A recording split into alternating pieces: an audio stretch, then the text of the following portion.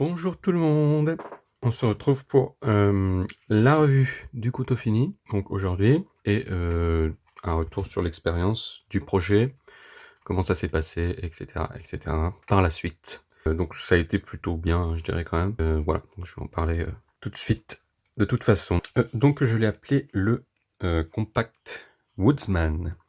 Pourquoi? Parce qu'il est très semblable au Woodsman, et puis on est parti du compact, évidemment. Woodsman qui a mis une photo ici. Donc très semblable par voilà, le combo tool. Donc on se retrouve dans 10 secondes, juste après l'intro.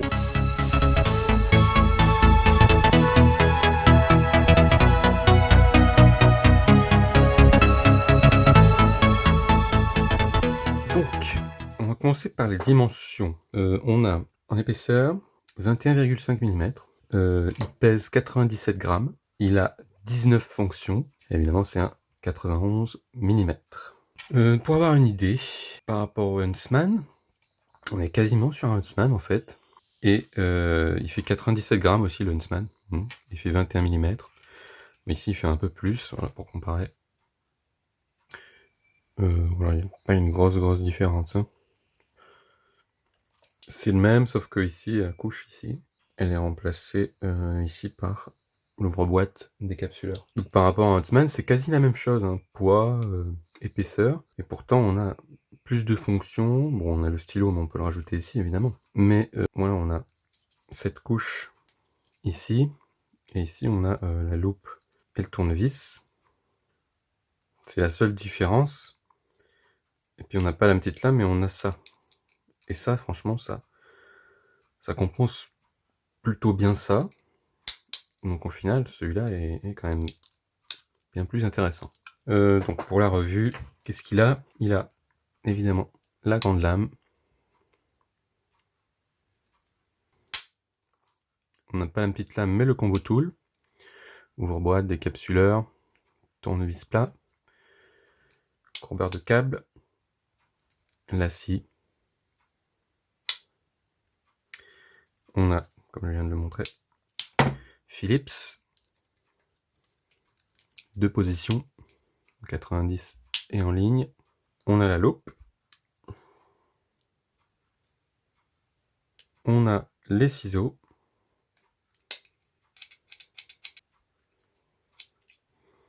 Et voilà pour ce côté-là. Ensuite, on a le tournevis, le mini tournevis, dans le tire-bouchon. Donc le tire-bouchon, l'épingle,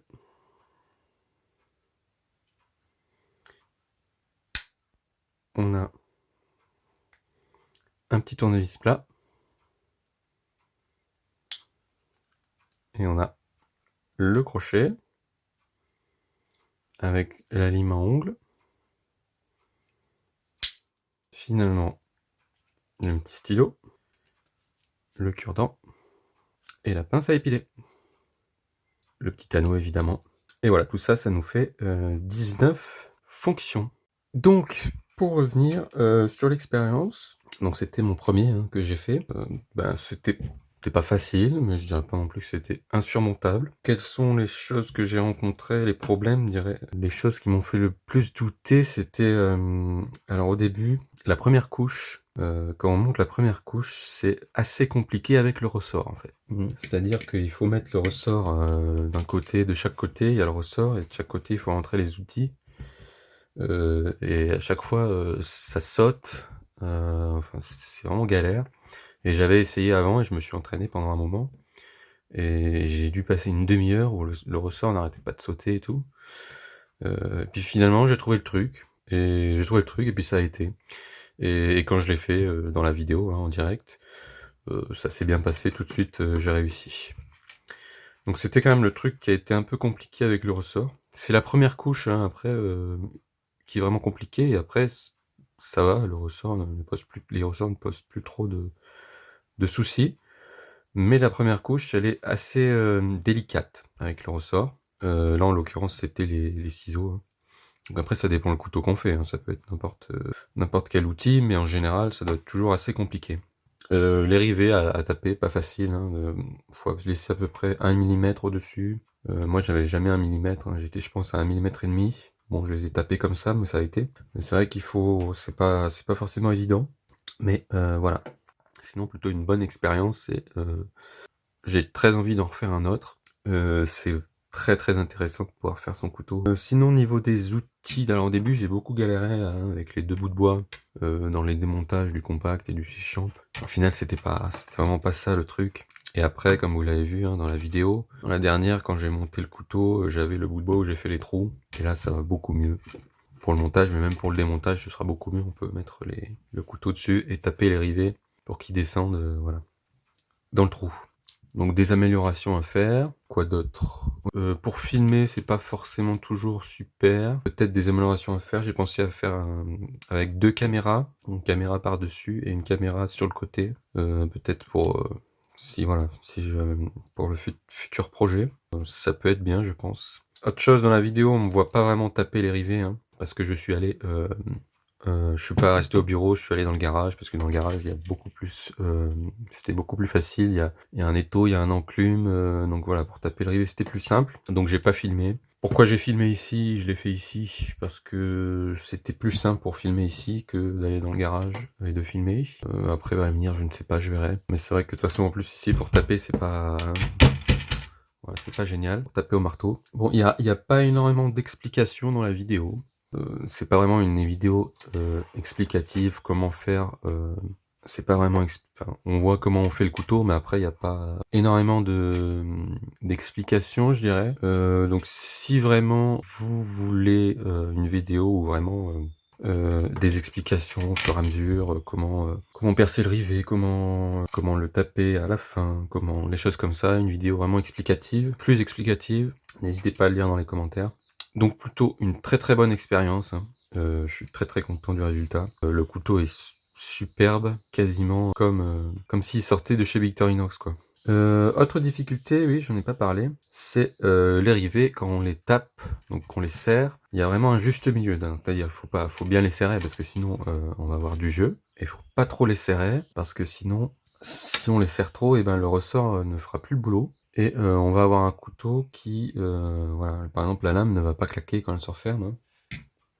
Comme ici, voilà, elle claque bien, ici elle claque bien aussi, mais donc ça a été bien fait, hein. Mais c'est pas forcément facile voilà, de tout faire. Et il y a des choses qui sont un peu moins bien faites ici. Donc la lame c'est bien, la lame il n'y a aucun souci, le ciseau, c'est très bien. Les autres trucs, il y avait plus de soucis. Par exemple la scie, bon là elle claque, mais au départ elle claquait pas tellement. Ce qui l'a un peu sauvé c'est le graissage. Elle souffle plutôt bien, vous voyez, bon quand on la ferme, voilà. Mais si je fais ça par exemple, ah oui mais c'est parce qu'il y a le ressort derrière. Voilà. Si je fais ça, voilà, la lime elle tient. Ce qui n'est pas normal, parce que si on compare ici, voilà, la lime, j'arriverai jamais à la faire tenir ici. Donc pourquoi? Je ne sais pas, on est sur cet axe, il y a quoi? Il y a les ciseaux, et pourtant les ciseaux, ils vont très bien. Donc bon. Aussi à ce niveau-là, la loupe, le ressort n'est pas franchement hyper fort. Après franchement c'est pas gênant, hein. Le tournevis, ça peut aller, après il claque pas vraiment quand il se referme, mais bon. Et le combo tool aussi, il était un peu, voilà, donc si je fais ça, voilà, là il tient. Alors que normalement il doit pas tenir. Avec le compact, j'arriverai jamais à le faire tenir. Donc voilà, mais franchement c'est pas absolument pas gênant. La lame, elle est vraiment parfaite. Donc c'est ces petites choses qu'il y a. Derrière, il n'y a aucun souci aussi, hein. Voilà. Mais il faut faire attention à ça, hein. Si vous serrez trop, vous pouvez vraiment... ça va marcher, mais ça va vraiment être par friction en fait. Et le ressort ne va plus vraiment servir à rien, et votre lame, elle peut très bien rester comme ça, sans se fermer. Vous n'aurez pas de claque. etc. Donc il y a vraiment un juste milieu, pas trop serré, mais aussi serré pour pas qu'il y ait, voilà, pour pas qu'il y ait de jeu. Là, il n'y a vraiment aucun jeu, hein. Donc c'est vraiment bien serré. Pourquoi ici ça marche moins bien, je ne sais pas. Parce que les ciseaux, il n'y a vraiment aucun jeu non plus. Ils claquent bien. Donc on est sur cet axe-là, la lime est sur le même axe que les ciseaux. Et pourtant, dans l'élan, elle claque, hein, mais moins fort quand même qu'une normale. Et là, elle reste comme ça, alors que ça ne devrait pas. Donc, c'est les petites choses. Mais franchement, c'est absolument pas gênant. Enfin, c'est pas gênant, hein, surtout qu'elle se ferme, je veux dire. Voilà, quand on la ferme comme ça, elle se ferme sans souci. Donc je pense que j'ai tout dit hein, sur le retour, voilà. Mais franchement, il est très très réussi. Et j'en suis très très content. Bon, derrière, j'ai hésité, mais j'ai mis le petit tournevis. Je ne suis pas fan des tournevis, hein, comme ça derrière, comme celui qui est ici, à la place du tourne-bouchon ou quoi. Mais je me suis dit, ça peut servir. Comme c'est vrai qu'on a que celui-là. Le ciseau à bois, bon. Donc je me suis dit que le tournevis, ce serait très très bien. Donc j'espère que vous avez apprécié cette série de vidéos sur ce projet. Comme j'ai dit, je pourrais faire des vidéos plus détaillées, plus explicatives si besoin. N'hésitez pas à laisser un commentaire en dessous, dire ce que vous en avez pensé, dire ce que vous pensez du résultat. Ça m'intéresse évidemment. Il y a aussi le lien du compte Instagram de la chaîne en description. Allez jeter un coup d'œil, hein, je poste régulièrement des photos. N'oubliez pas de vous abonner, activer la petite cloche pour les notifications quand il y a une nouvelle vidéo. Il y aura d'autres projets, très certainement. Après, des revues comme d'habitude, etc. Bientôt, il y aura... je ferai l'Explorer bientôt, hein, qui sortira bientôt. Enfin, il est fait d'ailleurs, hein, il y a juste à mettre la vidéo en ligne. Et voilà. Donc en attendant, je vous dis à la prochaine vidéo. J'espère que ça vous a plu. Merci d'avoir regardé. Portez-vous bien. À la prochaine. Bye bye. You stole my heart of gold after my silver soul. Can